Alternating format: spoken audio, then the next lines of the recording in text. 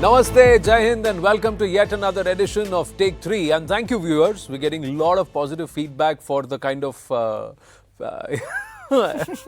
that we're building here. I must say that, Zaka and Rahul. Thank you, lots of people, I must say, who have appreciated this effort. So kudos to you two. It's shared three ways. And of course, the whole goes to the network. But let's talk about what we're going to speak today, this edition. So, gents, one is Sansad, the other one is the story of Atul Subhash. So, let's start with the Sansad showdown. And more importantly, they don't have the numbers, they don't have the time, they've not followed protocol. So, what is this if it is not weaponizing an instrument in your constitution to use it to perhaps just create a perception or perhaps bulldoze and bully the chair? Have we seen this kind of behavior in the past? Congress has been in government, but never has the chair been abused the way it's being abused this time around. Well, again, there are two parts to it. I remember when Somnath Chatterjee was the speaker, there was a lot of run-ins between the BJP, which was then in the opposition, and the speaker's chair. Again, Somnath Chatterjee was a bit of a stickler for rules. He had this almost headmaster-ish approach. Which I think is similar to what Mr. Dhankar also has. He has a, I'm the sort of the school principal here and these guys are students. I don't think the opposition particularly, has taken kindly to his handling. I think on the other side, in the other house, the speaker there seems to be doing, at least the opposition seems to have a slightly more, better view of him and his handling of the House rather than the Vice President's. But having said that, I think the points that you mentioned are well taken. I think the opposition knows that they have not followed procedure. I think they know that, this whole 14-day notice and then thereafter you have to take up the motion to impeach. And in any case, it's not going to be successful. They don't have the numbers. I don't think they're doing this to from the point of view that they want to make this successful. I think they're trying to send out a message to the chair as well as to everybody who's watching that look, the chair is behaving in a in a partisan way. That the chair, but just because they believe they can claim that, does it mean that they can go ahead and behave in the manner and conduct? Look at the kind of names that Jagdeep Dhankarji has been called. And this is not this; it's a carry-on. It's a knock-on from the previous session of Parliament. It's also a knock-on from his previous assignment when he was governor, West Bengal where governor. he was almost reduced to tears and actually physically assaulted, if you remember, when he went to a particular university. So this has been happening. But there are a couple of things that I just want to quickly put into perspective, and I kind of want to take off from where Zach just sort of left off. Look, I don't want to get into the debate over who brings order to the House. Because again, there are two sides to it, and it'll become one of those sort of, rabbit holes that we'll go down and won't be able to sort of emerge from. But generally speaking, even if you go back in time, the previous LOP, the late Arun Jaitley, had pretty much put the onus on the government at the center to ensure that the House is not disruptive. Let me just put it like this, the treasury benches, right? So from that point of view, obviously the debate is out there. But yes, you just mentioned that, no one has actually done what they have done against the Vice President. Look, there have been 3 previous occasions when speakers have been, moves to impeach speakers, so to speak, have been made in Lok Sabha. And let me tell you, and this is something that I plowed out from, and I tweeted yesterday, and I used it on the show, which sort of kind of did take the sting out of the Congress ecosystem's attack. So, on the very first ever move to impeach Lok Sabha Speaker Mavlankar Sahab, this happened on December 18, 1954. So there were subsequently 2 others, by the opposition accusing the chair of bias. Same, basically, if I just tell you, not allowing non-Congress MPs time to speak and not allowing adjournment motions when Prime Minister, was the PM, right? At that point, Prime Minister Nehru gets up, and this is what he says, and I'm quoting him exactly, and I looked at these debates. He says, when we challenge his bona fides, which is Mavlankar, the speakers, we betray before our countrymen and indeed before the world that we are little men. And that is the seriousness of the situation. A motion for adjournment is a valued and precious right. But every valued and precious right can be so misused that it becomes a nuisance and loses all value. In British Parliament, it is used once or twice a year, but in our House, it's moved thrice a day, which is pretty much what is happening, almost 75, 77 years down, 70 years down the line.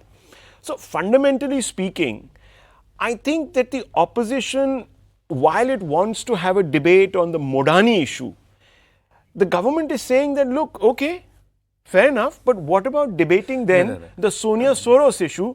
So I think that's where the opposition, at least the Congress, has found itself a little bit on the back foot and is trying to use this whole bias by the vice president as an excuse to divert from that conversation. This is a feeling I'm getting. See, the vice president can have his point of view, right? And there have been vice presidents in the past. Just the previous this one chair of the Rajya Sabha himself, before he demitted office during the UPA times, and after that also there have been questions that were raised on his conduct before Venkaiah Naidu. So, but to say his leanings, his affiliations with the RSS, you know, look what the resolution actually says.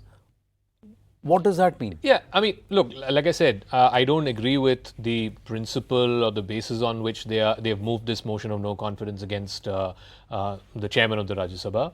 But I think what the opposition is trying to do is to highlight that, look, there is a problem. And the problem is that they feel, rightly or wrongly, you can argue against this as well, that they are not being given an adequate platform to voice their concerns, to voice the issues that they think are important. Now, my understanding of how Parliament works is, if you want to take up an issue for debate, right? The Business Advisory Council committee meets. It has the chair, it has the leader of the House, who's from the majority party, the leader of the opposition, who's from the main opposition party, and it has all the floor leaders. Correct. And you arrive at a consensus, okay, today we're going to discuss this. Unfortunately, that system seems to be broken. It's not working.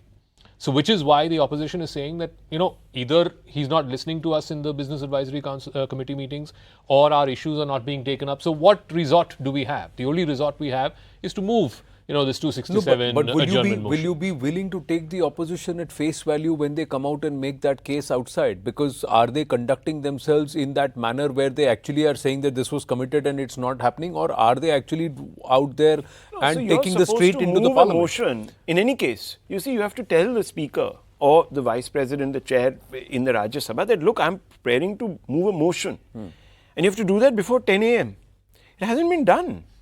So I don't know. No, you have 60. See, your strength is 85. Look at the numbers. No, forget halfway the number strength. is I'm just talking 160. about procedure here. Even your 85 MPs of the opposition have not signed that resolution or that notice which they've submitted to the Rajya Sabha. At least they've got 60 signatures, which is what the bare minimum is. So they've got it done, and you know they've given some convoluted explanation for that and said don't get into the numbers. Forget about the fact that they don't even have 14 days notice period. I'm talking about if you want to raise an issue, and I think Zach is right there. If you want to raise an issue, right, you've got to follow the procedure to raise an issue. But from the little I have read, and look, I mean, you know, again, in all this noise, a lot of things are probably being missed, but the caveat being that, what I have read is that, for example, Nishikant Dubey, right, he, within a certain time band, as you know, that 1 hour, you can get up and basically raise any issue. They don't allow him to raise it. What is the issue that he wants to raise is this Soros and Sonia alleged nexus, right? So he says, I'm not being allowed. They want to disrupt the house. They want to do drama, etc., etc. And I get basically no time. So they're crying foul. The other side is saying, oh, they don't want to listen. They don't want to take up issues but they move the adjournment motion. There is a particular way about which you do it. They're not even following, apparently, that particular procedure. So no, the point about procedure notwithstanding, which may be a fair point, I don't know the exact details, but I think ultimately the purpose of an adjournment motion is if any member feels strongly about a particular issue, that the House needs to be adjourned for taking up that issue. That's why you move an adjournment motion. Yeah, so if the opposition feels... I'm not talking about in question hour, it has to be done 14 days in advance. In 0 hour, it has to be done 10 o'clock in the morning, but no one has done it. No, gents, we may disagree on a lot of things, and we've had here on Take 3, but we've not gotten personal. Yeah. We've not crossed the line where, okay, well, there is a thought process. No, don't want to get into that discourse, because then what's the difference between us and those parliamentarians? No, seriously, that's the level of discourse. See, they've made it personal.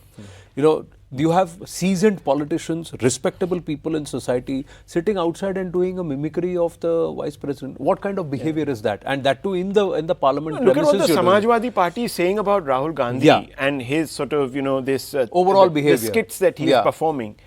I mean, they're saying No, it's no. juvenile. So what you're doing is you're not taking parliamentary decorum to the people. You are taking the streets into the Sansad. Now this is how you're See, again, so if you're in what the kind of opposition, if responsible you're in the behavior is that? opposition, it's scorched earth, right? You have no incentive in allowing the House to function.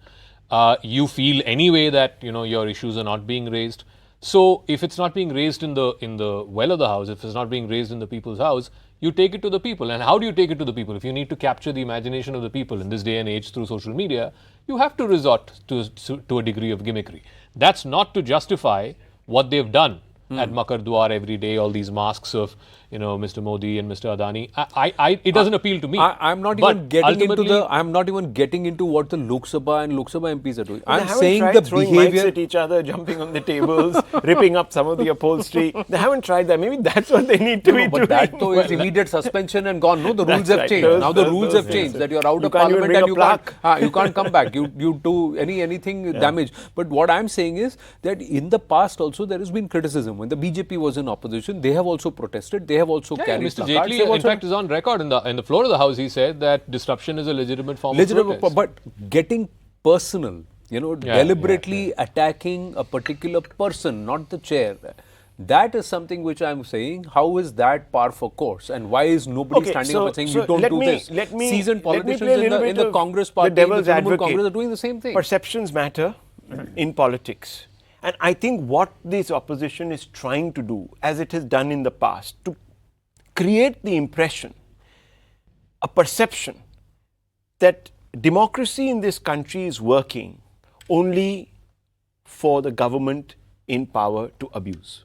That's basically it's everywhere. They're wanting to suggest there's a unlevel playing field, whether it's the courts, whether it's the EC, whether it's the ballot box, whether it's the electoral booth, whether it's parliament. That's the perception they're trying to create. Whether it works or not, I can't say. No, but Rahul, you said a moment ago, and you quoted Mr. Jaitley, the onus of running the House is I not said- on the I opposition. agree. That's what I'm agree. saying. It's on, That- it's on the that government. is that is No, no, exactly what I'm saying. I But you agree. see, So then- at one level, while that is obviously what has been now sort of as the acceptable sort of normal, the point is, what if the other side doesn't even want to come to the table?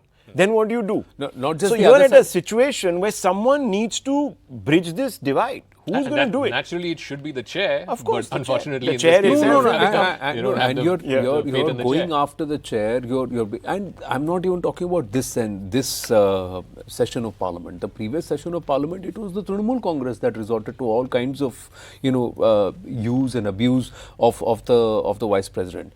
The other question, before we move into the other subject, I just want to understand: are you on board when I say that as a citizen, it is your, mine, and other taxpayers' money which is going down the drain for the last 2.5 weeks or nearly 3 weeks now? Who pays for this?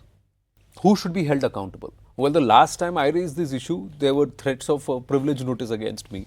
So, on the grounds of attracting that again, I'm still asking. Why? When people disrupt Parliament and no business their is conducted, salaries. Don't pay them. So who should? No, Who I should pay think for it? some countries have this law, a right to recall. If you're not happy with the behavior of your member of parliament, in a decorum or whatever it is in the house and outside the house, you have the right to recall that MP. And this is, I think it's in Britain, if I'm not mistaken. No, They have there it. has to be a productivity quotient Yeah. and a KRA, right? So when Parliament is in session, there has to be a KRA expected out of every MP. Yeah, and if they don't meet that KRA for the last 2.5 weeks, business transacted 2 lakh rupees per minute, if not more, is Yeah. the cost of running that Parliament and operating it and managing it. And I think those figures are old. Yeah, those Not figures are corrected to inflation. not correct. No, I'm just saying, even if it is 2 lakh rupees, at that rate also, who's going to pay for it? Yeah. I mean, look at Is the it going to be docked statistics. from the MP salaries, from their MP lad funds? If that's not See, happening, you're then what basically happens? looking at 70-80 crore rupees to run one day of parliament, and we've lost 2.5 weeks. I think it should be deducted from everybody. Yeah, all salaries. You stop. Well, so these are one point where we all agree, ladies and gentlemen. So mark this also here on Take 3.